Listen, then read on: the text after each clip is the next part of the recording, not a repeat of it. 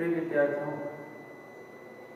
हार्दिक अभिनंदन। आज के विज्ञान के इस विषय में आप सभी को आज के वीडियो में मैं कोशिका से संबंधित जानकारी दूंगा। तो आज हम कोशिका के बारे में अध्ययन करेंगे। प्रिय विद्यार्थियों, आपने पूर्व कक्षाओं में पढ़ा होगा कि हमारा जो शरीर है किस प्रकार से बना हुआ है और शरीर की जो ढांचा है वो कैसे बनी हुई है। तो आइए हम आज के इस वीडियो में कोशिका के बारे में अध्ययन करेंगे।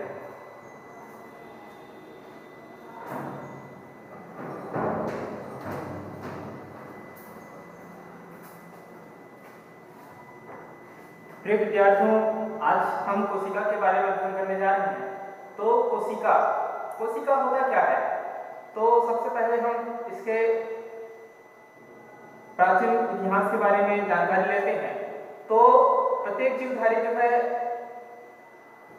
का जो शारीरिक कोशिका का बना होता है, जो शरीर है वो कोशिका का बना होता है और कोशिका के अंदर के जो जीवन की सारी प्रक्रियाएं संपन्न होती है। सर्वप्रथम सन 1665 में रॉबर्ट हुक ने स्वनिर्मित सूक्ष्मदर्शी के द्वारा कार्क की पतली परत की आंतरिक संरचना का अध्ययन किया। इसमें उसे मधुमक्खी के छत्ते के समान अनेक छोटे छोटे कोष्ठ दिखाई दिए, जिसे उसने कोशिका नाम दिया। और रॉबर्ट हुक ने जिन कोशिकाओं को देखा वह वास्तव में मृत कोशिकाएं थी। इसमें आगे जाएं तो बताया गया है कि कोशिका का जो सर्वप्रथम खोज 1665 में हुआ था, रॉबर्ट हुक द्वारा किया गया था।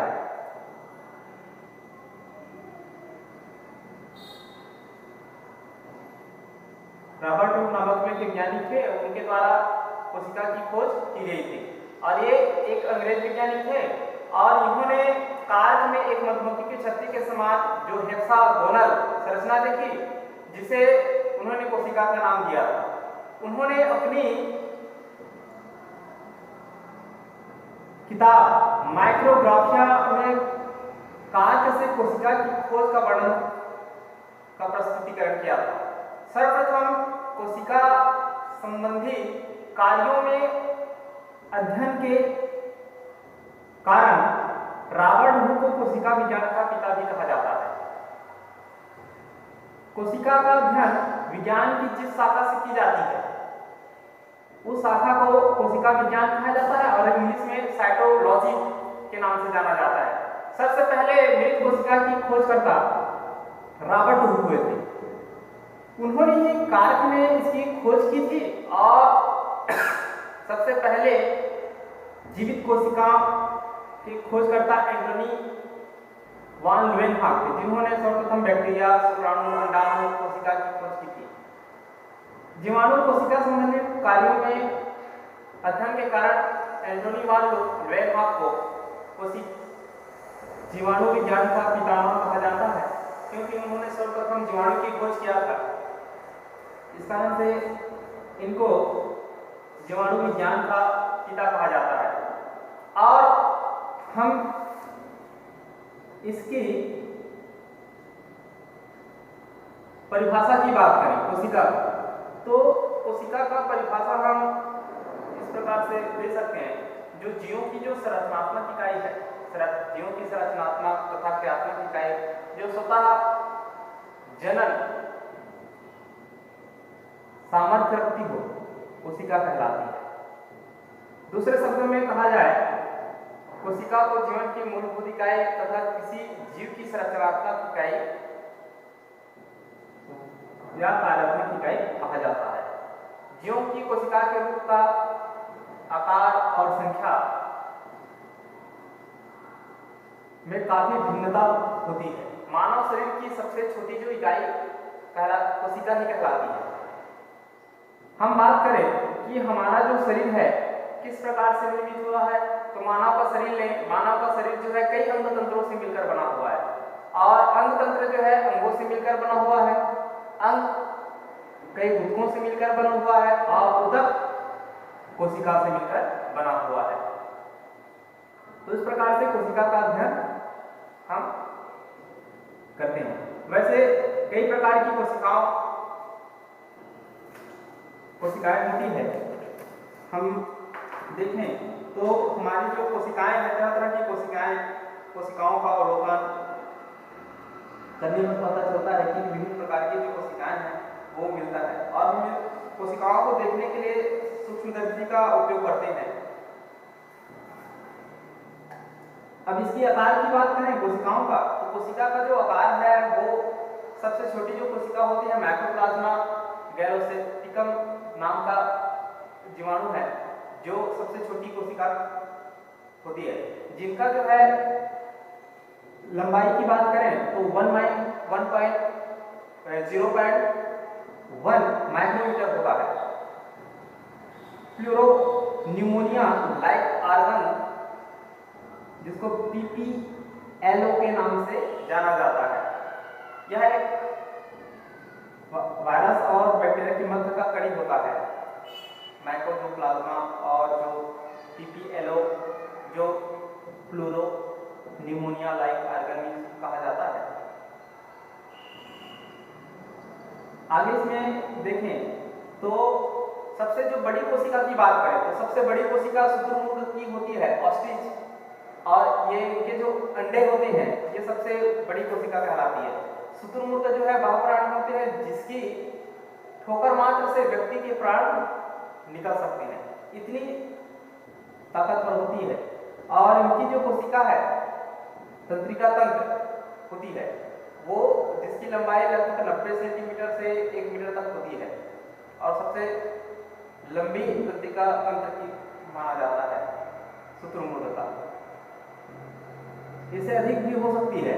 इनका मानव शरीर की जो सबसे छोटी कोशिका है वो शुक्राणु होती है, जिनका हम बात करें तो 0.003 मिलीमाइक्रोन एवं लाल रक्त की कणिकाएं जो होती है, ये भी एक कोशिका है। रक्त जो कोशिका होती है वो भी एक कोशिका है। लाल रक्त कणिकाएं, इनका आकार भी 0.004 से लेकर 0.008 mm होता है।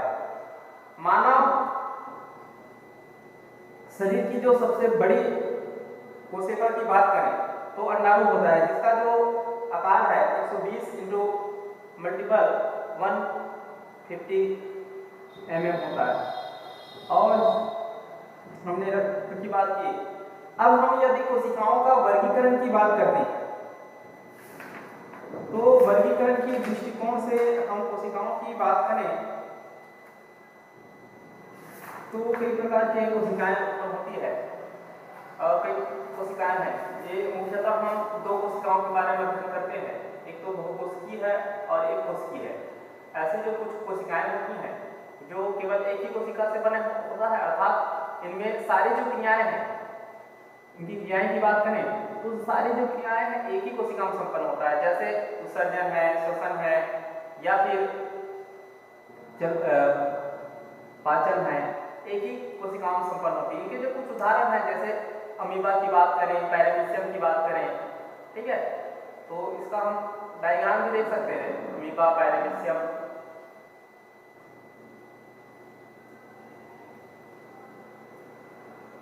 ये आपके सामने अमीबा का जो चित्र है वो दिखाई दे रहा है। ये अमीबा इस प्रकार से एक कोशिकीय जो होता है। और समझ चाहूंगा तो ये अमीबा का चित्र है, ये कोशिकीय जीव है और इनकी जो सारी गतिविधियां हैं, चलने की जो क्रिया है आप देख रहे होंगे, ये एंडोप्लाज्म है, सूडोपोडिया है, स्टोप्लाज्म है, ये संकुचित तृतीयका है, लाइसोसोम है, केंद्रक है, इसके मध्य में भोजन तृतीयका है। और ये अपना भोजन बनाने के लिए एक प्यूपा संरचना बनाता है और पानी के साथ ग्रहण करता है। ग्रहण करने के पश्चात जो है एक तरफ से वह अपने भोजन को, उनके सारे पोषक तत्वों को अवशोषित करता है और अवशोषित करने के बाद उसको बहिष्कृत कर देता है। तो ये सारी गतिविधियां एक ही कोशिकाओं में संपन्न होता है, इस कारण से इसको एक कोशिकीय जीव के नाम से जाना जाता है। ये सेक्ट्रेस है, जीवाणु है, ये एक प्रकार का जो इंडोस्को, ये इनका जो भाग है कुछ दिखाई दे रहा आप आप लोगों को। और मैं इसको थोड़ा कर दूं, ये इसमें कुछ दानेदार संरचनाएं दिखाई दे, ये आपको बेलनाकार गुणसूत्र होते हैं, इसमें छोटा छोटा जो ये कांटे जैसे निकले हुए हैं इनको इजाड कहा जाता है, और ये जो लंबी पूंछ जैसा निकला हुआ है उनको फ्लैजिला के नाम से जाना जाता है। और इसमें खाली जो रिक्तिकाएं होती हैं और जो रंगीन द्रव के रूप में होता है उसको प्लाज्मिड कहा जाता है। और छोटे छोटे इसमें और भागे संरचना आपको देखने को मिलेगा, तो ये राइबोसोम कहलाते हैं, और ये काले धब्बे के समान आपको दिखा दे रहा होगा, ये दरअसल गीला है तो इसको इंडोस्पोर कहा जाता है। तो इस प्रकार से एक कोशिकीय संरचना है। और इसमें हम भोजन की बात करें तो ये किस प्रकार से अपना खाद्य कण को लेते हैं और ये पदार्थ या उत्पाद के द्वारा ये इस प्रकार से संरचना बनाते हैं और अपना भोजन ग्रहण करते हैं। आप देख रहे होंगे खाद्य रिक्तिका पानी के साथ इसको ग्रहण करता है और ये खाद्य कण को अंदर लेते हैं, अंदर लेते जाते हैं, और इसके जो पोषक तत्व हैं वो सारे कोशिकाओं के जो कोशिका का भाग है उसके सारे भाग पे पहुंच जाते हैं, और जो शेष अवशिष्ट पदार्थ के रूप में बचता है उसको बाहर कर देते हैं। तो इस प्रकार से एक कोशिकीय जीव का भोजन होता है। आगे इसमें देखें एक कोशिकीय जीव के पश्चात तो प्रोकैरियोटिक कोशिकाएं और बहुकोशिकीय जीव, जो हमारे मानव शरीर की बात करें तो वो बहुकोशिकीय जीव के कोशिका के अंतर्गत आते हैं, और ये शरीर से एक से अधिक कोशिकाओं से मिलकर बने होते हैं और इसको बहुकोशिकीय कहा जाता है। बहुकोशिकीय जीवों की सबसे प्रमुख विशेषता श्रम विभाजन है। केंद्र की उपस्थिति के आधार पर इनको एक केंद्रीय जीव, द्विकेंद्रीय जीव और बहुकेंद्रीय जीव आदि में विभाजित किया गया है। हम कोशिका सिद्धांत को देखें तो 1838 में से लेकर 39 के बीच में 1838 से लेकर 1839 के बीच में एक वैज्ञानिक आया, वो था मैथियास स्लाइडेन और थियोडोर स्वान। इन्होंने कोशिका सिद्धांत दिया। कोशिका सिद्धांत देने का प्रमुखतः कारण ये था कि जो जीव होते हैं, सभी जो जीवधारी होते हैं वो कोशिकाओं और कोशिकाओं के उत्पाद से बने होते हैं, ये उनकी पहली सोच थी। दूसरा इसमें कहा गया था कि कोशिकाएं जो होती हैं वो जीवधारियों के जीवन की मूलभूत संरचनात्मक एवं क्रियात्मक इकाई है। प्रत्येक जीव की उत्पत्ति जो है एक कोशिका से होती है, उनका यह मानना था। आगे इसमें थोड़ा और संशोधित करके वर्गीकरण, इसका जो सिद्धांत है उसको रोडोल्फ वर्चाओ नाम के वैज्ञानिक ने अपना कोशिका सिद्धांत प्रस्तुत किया था और महत्वपूर्ण कड़ी जोड़ी थी। इनमें उन्होंने कहा था कि जो नई कोशिकाएं होती हैं, जो नए होते हैं, वो पूर्व जो स्थित कोशिकाएं होती हैं उनके विभाजन से बनती है। इनकी एक नई खोज थी, तो काफी महत्वपूर्ण उन्होंने ये बात बताई थी। आगे इसमें देखें कोशिकाओं का जो भाग है, तो कोशिकाओं की जो संरचना की बात करें तो कोशिकाओं का जो निर्माण है वो विभिन्न घटकों से होता है और जिन्हें कोशिकाएं कहा जाता है। इन कोशिकाओं के जो विभिन्न भाग होते हैं उनको, उनके जो विभिन्न घटक होते हैं उनको कोशिकांग कहते हैं, और प्रत्येक जो कोशिकांग एक विशिष्ट कार्य को संपादित करता है। विभिन्न जीवों के सभी प्रकार की जो कोशिकाएं हैं लगभग एक ही प्रकार के कोशिकाओं पाए जाते हैं, जिन्हें सुगमता से या दृष्टि पहचाना जा सकता है। इनके मैं कुछ आपको 3 भाग बता देता हूँ। कोशिकाओं का 3 भाग जो होता है, जैसे पहले भाग में कोशिका झिल्ली है, कोशिका द्रव्य है, केंद्रक है, ये कोशिकाओं का है। तो कोशिकाओं की बात करें तो सबसे पहले कोशिकाओं का देखें तो कोशिका झिल्ली। सबसे पहले बात करें तो कोशिका झिल्ली के अंतर्गत मैं आपको इसका डायग्राम थोड़ा सा दिखा दूं।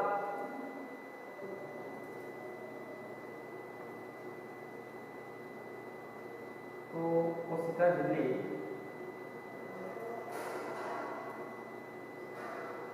ये कोशिका झिल्ली की बात करें तो हम यह आपका कोशिका झिल्ली, ठीक है। चारों इस प्रकार से ये पादप कोशिकाओं का संरचना है। तो आगे इसमें चलते हैं। तो कोशिका झिल्ली या प्लाज्मा मेम्ब्रेन, जिसको प्लाज्मा झिल्ली भी कहा जाता है, कोशिका झिल्ली को,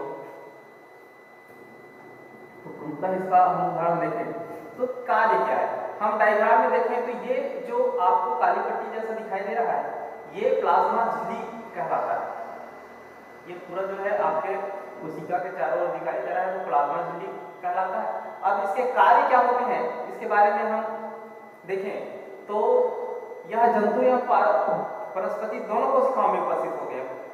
जंतु कोशिका का सबसे जो बाह्य स्तर होता है वो कोशिका झिल्ली कहलाता है, जबकि पादप कोशिका का या दूसरा स्तर होता है, क्योंकि ऊपरी जो भाग होता है वो कोशिका भित्ति होती है। कोशिका भित्ति से यह सटी होती है और कोशिकाओं के चारों ओर एक बहुत पतली और मुलायम और लचीली झिल्ली का निर्माण करता है, जिसे प्लाज्मा झिल्ली या प्लाज्मा मेम्ब्रेन के नाम से जाना जाता है। आगे इसमें देखें तो प्रत्येक जो जंतु और पादप जो कोशिका है का जो जीव द्रव्य है एक झिल्ली द्वारा घिरी होती है, जिसे हम कोशिका झिल्ली भी कहते हैं। और यह झिल्ली जीवित और अर्धपारगम्य होता है। अर्धपारगम्य का मतलब होता है कि कुछ चीजों को वह अंदर और बाहर आने जाने के लिए देती है और हर पदार्थों के विभिन्न पदार्थों को नियंत्रित भी करती है। यह झिल्ली की बात करें तो झिल्ली प्रोटीन और लिपिड से मिलकर बना होता है और इनका जो निर्माण है लिपिड दो प्रकार के होते हैं, फास्फोलिपिड होता है, ग्लाइकोलिपिड होता है।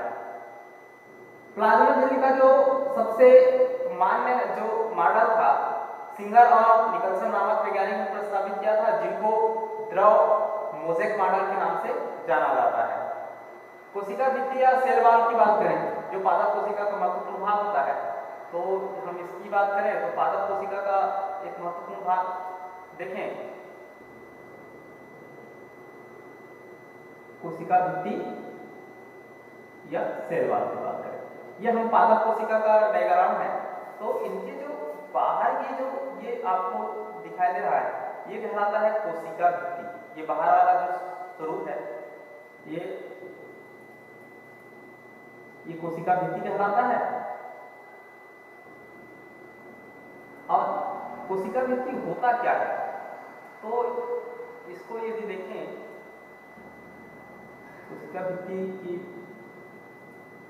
तो ये केवल पादप कोशिकाएं में पाई जाती है और पादप कोशिकाओं के चारों ओर एक मोटे और कड़े आवरण के रूप में निर्माण होती है और आवरण को कोशिका भित्ति कहा जाता है और यह एक निर्जीव पदार्थ से बना होता है जिनको सेल्यूलोज कहा जाता है। कोशिका भित्ति जंतु कोशिका में अनुपस्थित होती है, जंतु कोशिका में नहीं पाया जाता, केवल यह पादप कोशिका में पाई जाती है और पादप कोशिका आधार भाग होता है। आगे इसकी संरचना की बात करें तो कोशिका भित्ति के कारण जो है इसका जो आकार है वो निश्चित आकार और सुरक्षा और सहारा प्रदान करता है। कोशिका भित्ति पारगम्य झिल्ली होती है जो कोशिका की झिल्ली की रक्षा करती है तथा उसे सूखने से बचाता है। पादप कोशिका को मजबूत एवं यांत्रिक सहारा कोशिका भित्ति प्रदान करती है। कोशिका की बाह्य दबाव देखें तो बाह्य दबाव का यह रक्षा करता है। जीवाणु है, नीलहरी शैवाल है, इसमें जो कोशिका भित्ति पाई जाती है वो पॉलीसेकेराइड और प्रोटीन की बनी होती है। और जो उच्च वर्गीय पादप जो होते हैं उनमें जो कोशिका भित्ति बनी होती है वो सेल्यूलोज की बनी होती है। कवकों की कोशिका भित्ति काइटिन की बनी होती है। जो कवक होते हैं जैसे मशरूम की बात करें तो इसकी जो कोशिका भित्ति है वो काइटिन की बनी होती है। अब कोशिका द्रव्य की बात करें तो साइटोप्लाज्मा, इसको इंग्लिश में कहा जाता है कोशिका द्रव्य। हम पुनः फिर से डायग्राम में जाएं और देखें तो कोशिका द्रव्य ये आप देख रहे होंगे, ये बड़ा सा रिक्तिका बना हुआ है और रिक्तिका के जो चारों ओर पाया जाता है वो आपको कोशिका द्रव्य दिखाई दे रहा होगा, यही कोशिका द्रव्य कहलाता है। तो कोशिका द्रव्य में देखें तो कोशिका द्रव्य जो है द्रव का जो सर्वप्रथम जानकारी जो है डुजार्डिन नामक ने सारकोड नाम दिया था। सर्वप्रथम उनको देखा और जो डुजार्डिन ने इनका नामकरण सारकोड दिया था और प्रोटोप्लाज्मा की जो खोज की श्रेय जाता है रुकनदेव नामक वैज्ञानिक को जाता है और इसकी जो उपस्थिति संपूर्ण तरल रूप में जो पदार्थ पाया जाता है उसको प्रोटोप्लाज्मा कहा जाता है। और कोशिका के अंदर जो पाए जाने वाले जीव द्रव्य का भाग जो है दो भागों से मिलकर बनता है, एक कोशिका द्रव्य होता है और एक केंद्रक होता है। ठीक है, कोशिका का जो अंदर का भाग है प्रोटोप्लाज्मा जिसको जीव द्रव्य कहा जाता है, ये दो भागों से मिलकर बना होता है, एक तो कोशिका द्रव्य है और दूसरा जो है आपका केंद्रक। ये कोशिका द्रव्य हो गया और ये केंद्रक, ये दो भागों से मिलकर बना होता है। आगे देखें कि कोशिका द्रव्य में इसमें क्या है, तो जीव द्रव्य का जो भाग होता है वो कोशिका झिल्ली और केंद्रक के जो बीच जितने भी पदार्थ पाए जाते हैं उसको हम कोशिका द्रव्य या साइटोप्लाज्मा कहते हैं। अब केंद्र द्रव्य की बात करें तो केंद्र के अंदर जो पाया जाता है वो केंद्र द्रव्य कहलाते हैं, जिनको निकोप्लाज्म के नाम से जाना जाता है। आगे चलते हैं तो कोशिका द्रव्य एक बहुत गाढ़ा और चिपचिपा पदार्थ होता है जिसमें अनेक अकार्बनिक पदार्थ मौजूद होते हैं और इनमें से देखें कार्बनिक और अकार्बनिक पदार्थों में तो वसा है, प्रोटीन है, अकार्बनिक में खनिज लवण है, जल है। और कोशिका द्रव्य में अकार्बनिक और कार्बनिक पदार्थों का जो अनुपात होता है 81:19 होता है। आगे इसमें देखें तो कार्बनिक और अकार्बनिक में सबसे ज्यादा जो प्रतिशत होता है वो जल का होता है। इसमें और कुछ महत्वपूर्ण जैसे बात करें तो अंतःप्रद्रवी जालिका एंडोप्लाज्मिक रेटिकुलम की बात करें, इसका अन्य महत्वपूर्ण एंडोप्लाज्मिक रेटिकुलम क्योंकि इसका एक महत्वपूर्ण भाग है जो एंडोप्लाज्मिक रेटिकुलम देखो बिल्कुल ये केंद्रक से सटके लगा हुआ है ना। ये एंडोप्लाज्मिक रेटिकुलम दो प्रकार के होते हैं, एक तो खुरदरी होती है, एक चिकनी होती है, जिसमें दानेदार ब्रश वो सुन नहीं पाया जाता, चिकनी एंडोप्लाज्मिक रेटिकुलम कहलाते हैं और जिसमें पाया जाता है वो खुरदरी एंडोप्लाज्मिक रेटिकुलम कहलाते हैं। तो आगे इसमें देखें अंतःप्रद्रवी जालिका होता क्या है, तो इनकी जो खोज का श्रेय जो है फुलमैन, पोर्टर तथा क्लाइव को जाता है और ये राइबोसोम एंडोप्लाज्मिक रेटिकुलम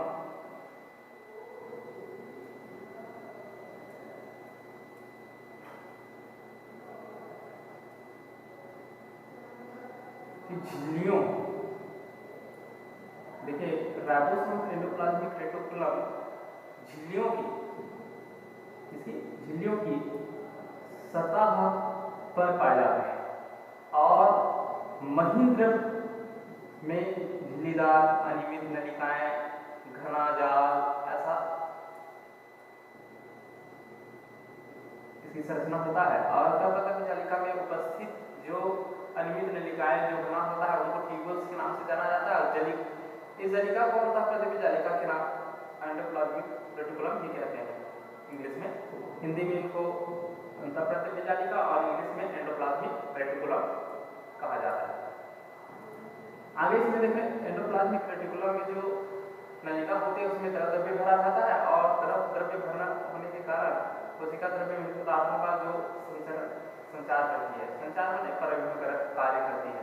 तो मुख्य कार्य एंडोप्लाज्मिक रेटिकुलम का होता है परिवहन करने का, अंतःकोशिकीय परिवहन तंत्र का भी निर्माण करता है। और इनका जो विस्तार भी देखें तो कभी कभी केंद्रक बाह्य झिल्ली कोशिका झिल्ली का बना होता है। आगे इसमें चिकनी, मैं पहले बताया था, चिकनी अंतःप्रदर्शित जालिका और खुदरी प्रत्येक जालिका। इसमें चिकनी में क्या होता है कि उनके जो सतह होता है उसमें राइबोसोम नहीं पाया जाता, और खुदरी में क्या होता है छोटे छोटे कण पाए जाते हैं जिनको राइबोसोम कहा जाता है। और राइबोसोम का जो मुख्य काम होता है वो प्रोटीन का निर्माण करने का काम करता है। इसमें लिखा हुआ है कि एंडोप्लाज्मिक रेटिकुलम बाहरी झिल्ली पर छोटे छोटे कण पाए जाते हैं। ये छोटे छोटे कण की बात करें, ये छोटे छोटे कण पाए जाते हैं जिनको राइबोसोम कहते हैं, और इनका जो कार्य है ये प्रोटीन संश्लेषण के लिए उत्तरदायी होते हैं। ठीक है, आगे इसमें चलें तो आगे इसमें बताया गया है कि इसका जो कार्य है यह कोशिकाओं को अस्थि पंजर का निर्माण करता है तथा कोशिका के यांत्रिक सहारा प्रदान करता है। यह वसा प्रोटीन का भी निर्माण करता है। ठीक है, आगे इसमें केंद्रक और आवरण का निर्माण भी करता है। इसमें ये आपका ये तीन कार्य आपके एंडोप्लाज्मिक रेटिकुलम का हो गया।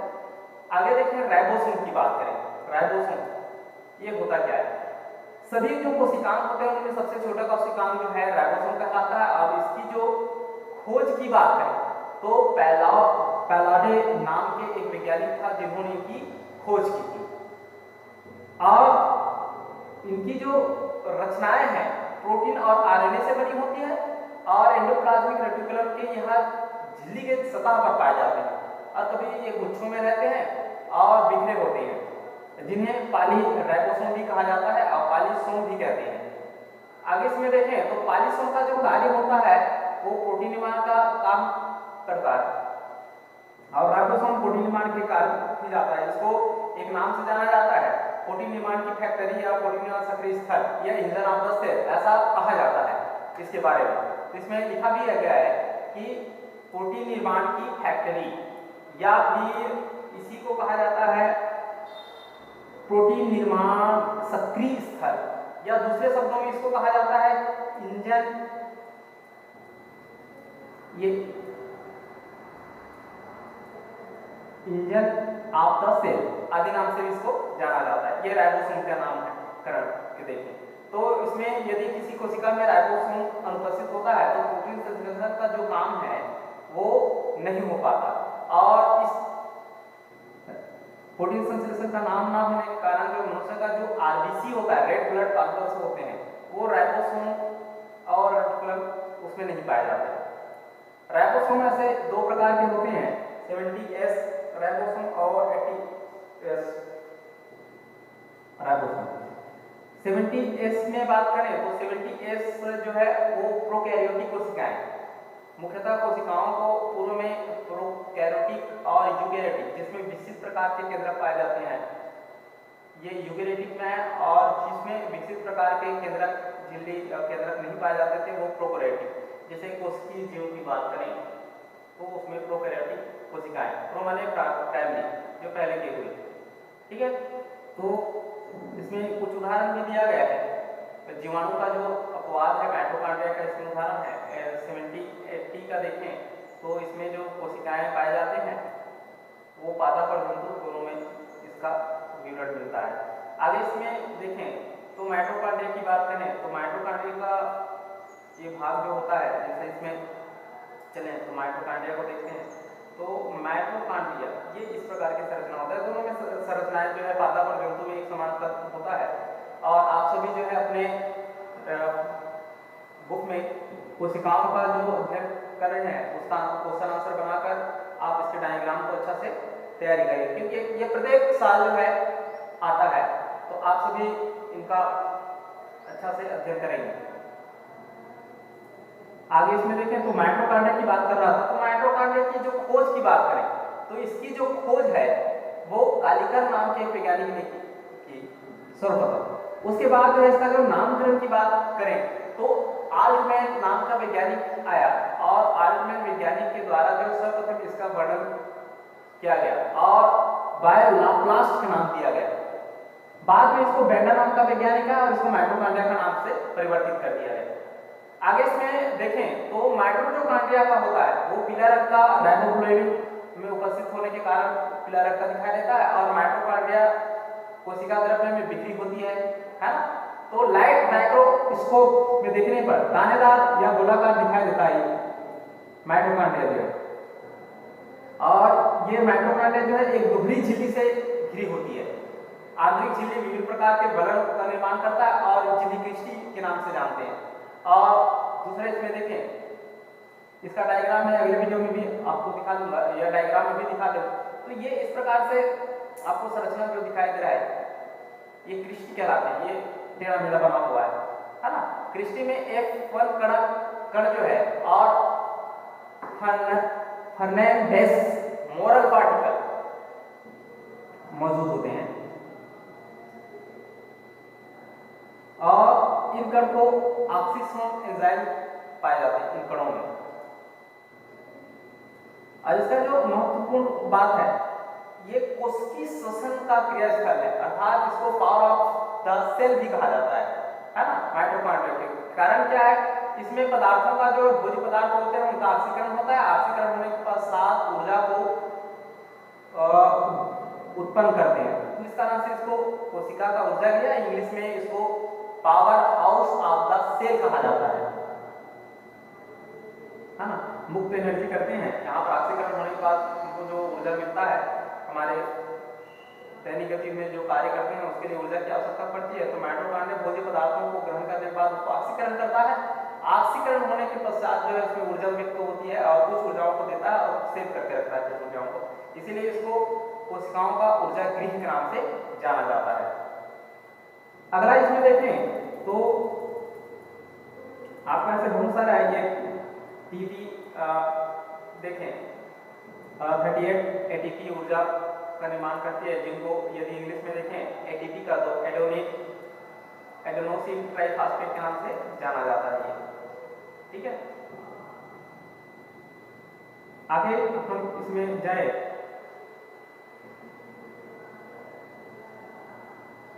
इसका अंतर कोशिका पाचन है, कोशिका का जो विभाजन है इस प्रकार से कोशिका का विभाजन होता है। केंद्रक कि केंद्रक की बात करें तो केंद्रक होता क्या है, तो केंद्रक का जो खोज है वो रॉबर्ट ब्राउन नाम के वैज्ञानिक ने किया था और इसके जो द्रव्य के बीच में जो कड़ी और गोलाकार जो संरचना दिखाई देता है वो पाई जाती है, केंद्रक कहलाता है, न्यूक्लियस। ये केंद्रक सभी कोशिकाओं की गतिविधियों को नियंत्रित और संचालित करने का काम करता है और इस कारण से केंद्रक को नियंत्रण कक्ष भी नाम से जाना जाता है, central room of the cell. ये नियंत्रण कक्ष इस नाम से जाना जाता है क्योंकि ये कोशिकाओं में होने वाले सारे जैविक जो उसकी द्रव्य के जो क्रियाएं होती हैं उन क्रियाओं का नियंत्रण करने का काम करता है, ठीक है। केंद्रक एक पतली झिल्ली द्वारा घिरी होती है जिसे केंद्रकला या फिर केंद्रक झिल्ली कहा जाता है। और आगे इसमें देखें तो झिल्लियों के जो अवकाश होते हैं उसमें एक पेरीन्यूक्लियर स्पेस कहलाता है, जो अवकाश पाए जाते हैं झिल्लियों के बीच में, है ना। और ये रेटिकुलम से बिल्कुल सटे हुए होते हैं, साथ ही इस कई जगहों पर छिद्र भी पाए जाते हैं इनके और जिनको नाभिकीय पोर कहा जाता है। इनका जो डायग्राम मैं आपको दिखा दूं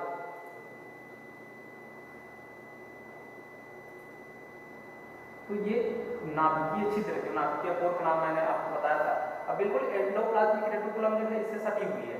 ट्राइबोसोम इसके चारों देखो एंडोप्लाज्मिक रेटिकुलम लगा हुआ है, ये केंद्रिका है, इसमें पाया जाने वाला ये बाहरी भित्ति है और ये आंतरिक भित्ति है इसका। और ये जो चारों का जो जाल दिखाया है तो ये अधागे है, संरचना है, ये क्रोमैटिन धागे कहलाते हैं, ये और ये यूक्रोमैटिन कहलाता है, ठीक है। तो इस प्रकार से केंद्रिका की बात हम कर ली। एक आता है लाइसोसोम, ये बहुत महत्वपूर्ण है। लाइसोसोम, इसमें क्रोमोसोम दिया गया है। गुणसूत्र का परिभाषा, ये आनुवंशिक पदार्थ होते हैं, इनमें गुण धारण करने की जो क्षमता होती है, स्ट्रासबर्गर नाम का एक वैज्ञानिक है जिनकी खोज किया गया था। और ये धागे का पुनः संरचना होता है और जिनको गुणसूत्र कहा जाता है। बाद में गुणसूत्र को वाल्डेयर नाम का जो वैज्ञानिक है उन्होंने प्रस्तुत किया क्रोमोसोम को, और इनको जो आनुवंशिक वाहक कहा गया। जो माता पिता है उनके जो गुण है वो संतान में आने का काम करता है। इनकी जो संख्या अलग अलग होते हैं, जैसे कुत्ता की बात करें तो कुत्ता में इसका 78 होता है, चिंपांजी में 48, मनुष्य में देखें तो 46, क्योंकि इसका हम पढ़ने वाले हैं अगले वीडियो में, मैं इसका वीडियो बनाऊंगा। मनुष्य का जो गुणसूत्र लिंग गुणसूत्र निर्धारण ऐसा प्रश्न आता है। बंदर में 46 है, मटर में 14 है, ड्रोसोफिला की बात करें है ना तो ये 81, ठीक है। गुणसूत्र की जो सर्वाधिक संख्या इसमें बताया गया 1600 एल्केंथा नाम का एक परजीवी होता है उसमें पाया जाता है। और सर्वाधिक जो संख्या वाला जो पौधा है वो आफियोग्लासम है ना, आफियोग्लासम रेटिकुलम नाम से एक पौधा होता है जिनपे 1262 गुणसूत्र पाए जाते हैं, ठीक है। उत्परिवर्तन जो जीन जो पाया जाता है उसमें होने वाला केंद्रिका, एक केंद्र के अंदर जो पाई जाने वाली छोटी और गोलाकार संरचना होती है केंद्रिका कहलाती है। केंद्र के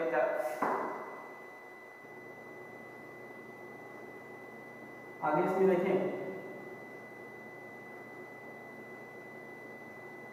ठीक है। तो आज की इस वीडियो में मैं बस इतना ही। अगले वीडियो में आप सभी को फिर से एक नई चैप्टर जानने को मिलेगा। आपको बताया जाएगा किस प्रकार से इसकी संरचना बनी हुई है। तो आज के लिए धन्यवाद।